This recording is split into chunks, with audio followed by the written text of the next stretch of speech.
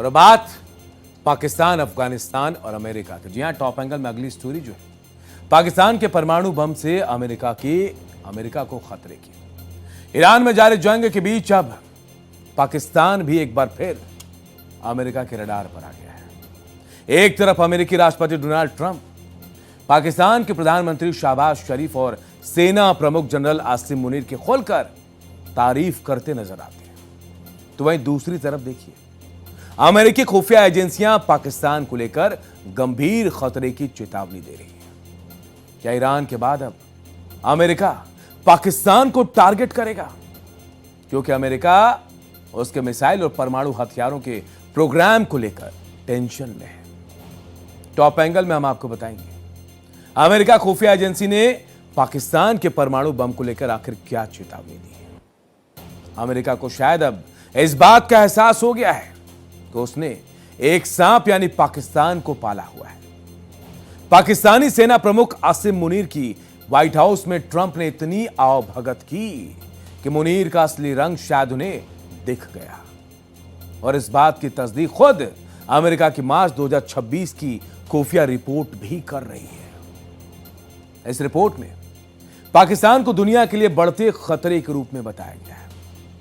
America के national intelligence की director तुलसी Gabbard ने चेतावनी दी है कि पाकिस्तान लंबी दूरी की मिसाइलें बना रहा है जो अमेरिका के मुख्य इलाके तक पहुंच सकती है।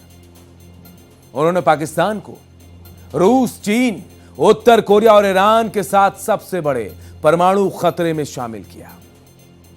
तुलसी गबार्ड ने कहा कि पाकिस्तान, रूस, चीन, उत्तर कोरिया और ईरान नई मिसाइलें बना रहे हैं जो परमाणु या सामान्य बम ले जा सकती है और अमेरिका की जमीन को निशाना भी बना सकती है। अमेरिका की खुफिया रिपोर्ट में चेतावनी दी गई कि अभी अमेरिका पर ऐसी मिसाइलों का खतरा 3000 से ज्यादा, लेकिन 2035 तक ये बढ़कर 16,000 हो सकता है। सुनिए क्या कुछ कहा है। However, the intelligence community assesses that Russia, China, North Korea, Iran, and Pakistan have been researching and developing an array of novel, advanced, or traditional missile delivery systems with nuclear and conventional payloads that put our homeland within range. तो चीन, रूस, उत्तर Korea और Iran के साथ पाकिस्तान भी इस दौड़ में शामिल हो गया है।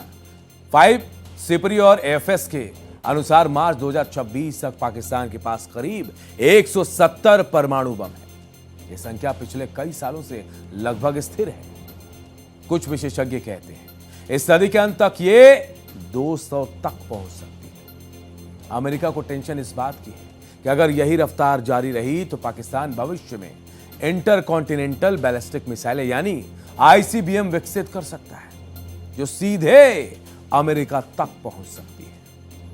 इसी खतरे को देखते हुए अमेरिका ने 2024 के आखिर में और 2025 के शुरुआत में पाकिस्तान के नेशनल डेवलपमेंट कॉम्प्लेक्स समेत कई संस्थाओं पर प्रतिबंध भी लगाए ताकि उसके मिसाइल प्रोग्राम की रफ्तार को धीमा किया जा सके।